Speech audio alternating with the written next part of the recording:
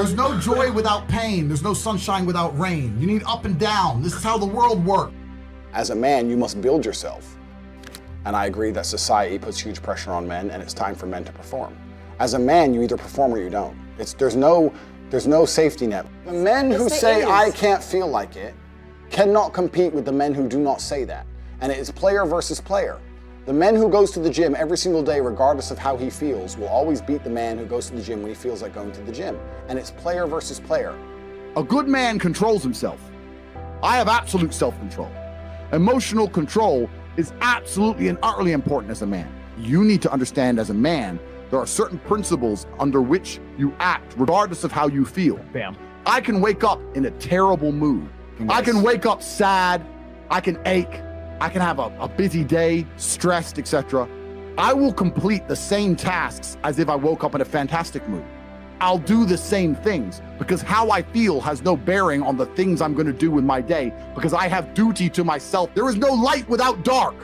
You will not appreciate your six-pack unless you didn't have one and you had to earn it. That's how the world works. So when I talk to these dudes like, oh, but it's, you know what, Tate, yeah, I agree, but you know, it's hard. Of course it is, it's supposed to be. And if you're not cut out for it, then fuck off and live a normal existence and die. Sit there, letting other men enjoy the spoils of being a man and fucking die. If that's what you want to do, is just sit there and exist and then fade into history unremembered. That's your decision. If you want to level up your character, then you need to get out here and do it. You need to be around brave men. You need to get some balls. You need to get your network together. You need to be paying attention, listen to the truth, humble yourself, stop sitting there with an ego. That's the game. But I made myself this way. I wasn't born this way. I absolutely and utterly made myself this way. And any single one of you men out here can do the same thing.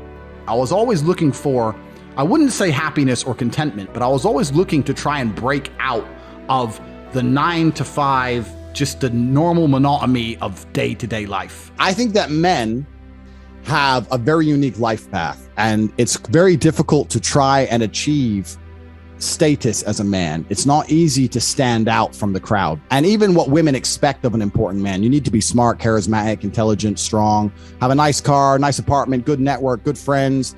You need to be able to handle stress. You need to be competent. There's so many things you need to be able to do. It's difficult for a young man to even have all these things. You need to start leveling up your mentality, your spirituality. You need to level up your ability, physicality. There's so many different ways you can level up, like a video game character, right? Once you have all the unlimited money, you can then start ticking all the stats boxes. Knowledge.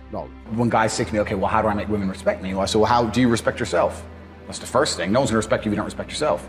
Do other men respect you? Like, how do you act in a way that commands respect from anybody? I say, look, if you focus on yourself and make yourself being who you are, being a high value male, women will detect it and it won't be so difficult for you.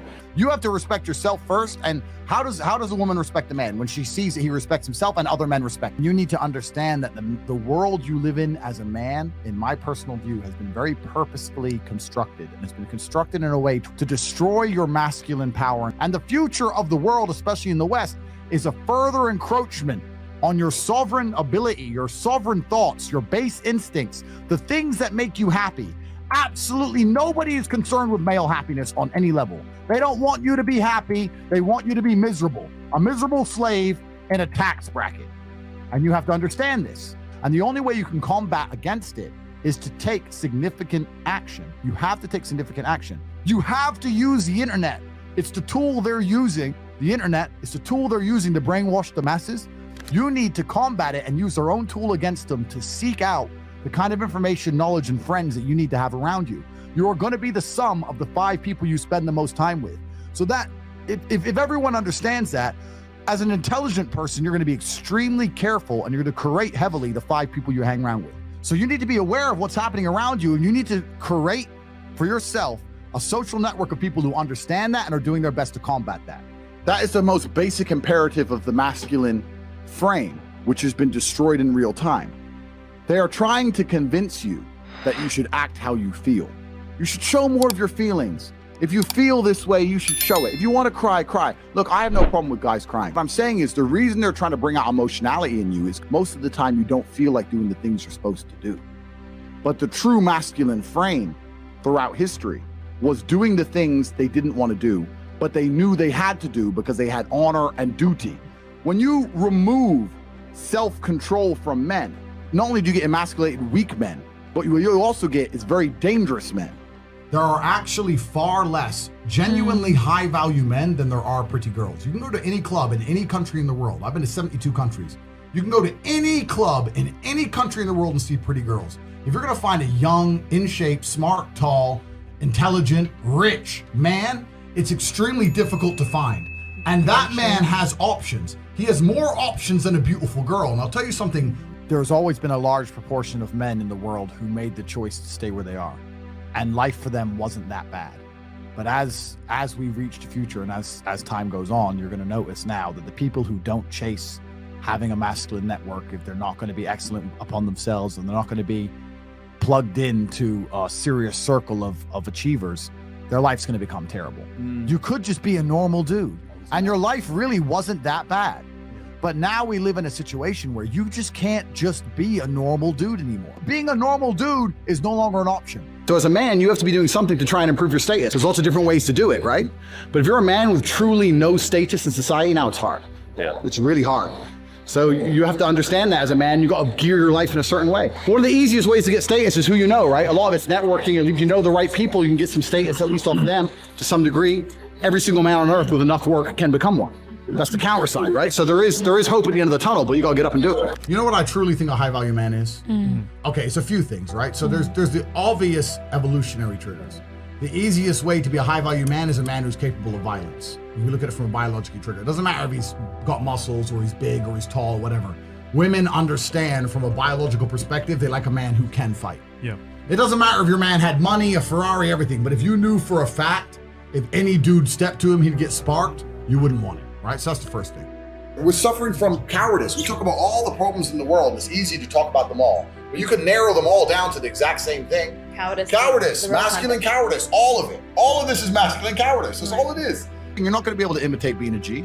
You have to go out there and you have to suffer as a man. You got to go through trauma to be a G as a man. Too many dudes out here are trying to imitate. That's what all this is. You're talking about game. You're trying to be something you're not. The real game is to be the man. That's the game. As a man, you need to go through trauma.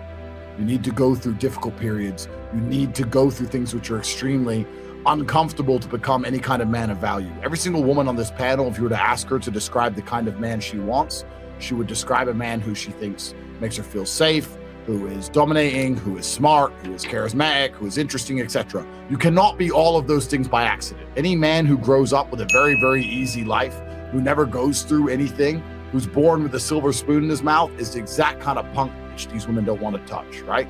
As a man, you need to suffer and you will survive, and you need to internalize it, not become a weirdo, accept that the trauma is what's going to make you strong enough to become the kind of man that's respected by society, and you need to use it for your own advantage. As a man, if you have not been through extremely difficult processes, you're never going to be a high value man. So when you ask me that question, the answer is an answer you're not hoping for, because likely you've been avoiding trauma your whole life. Life is difficult. Everyone has bad news all the time. The things happen to people, and things are going to happen to everyone. And even if you live the perfect life, you're still going to have bad experiences because everything's relative. When people talk about toxic masculinity and all this garbage, and we need to make men more feminine, that's not going to make men.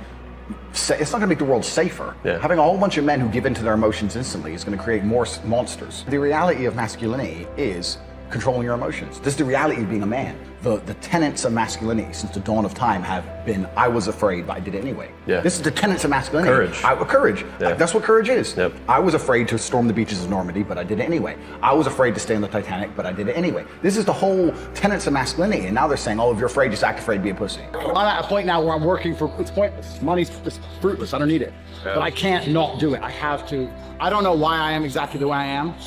Because I'm a very happy person, but I'm not content. Does that make sense? I'm very happy. I'm not miserable. I'm not depressed in any way. I'm super happy, but also I'm not content. There is no quick fix. There is no replication. There's no way you can falsify on a long enough timeline. So the answer is, if you want to be a man of distinction, you need to go and suffer. That's your answer. One of the only things in this world you can control is your state of mind. You can't control the weather. You can't control other people. You can't even control your health. One of the very few things in the world you have genuine control over is your state of mind. You decide if you're a disciplined person. You decide if you're a happy person. You decide if you're a depressed person. These are things that in real time you can affect in your brain. This is all you can control on Earth. If you can't control that, then you're just a feather in the wind. And life's gonna blow you around, and you might land somewhere good, you might land in don't. Nobody knows. I was a 4-time kickboxing world champion. For 12 years, I trained 5 hours a day, 6 days a week. And I was motivated to train probably about 25% of the time. The rest of the time I went because I am disciplined.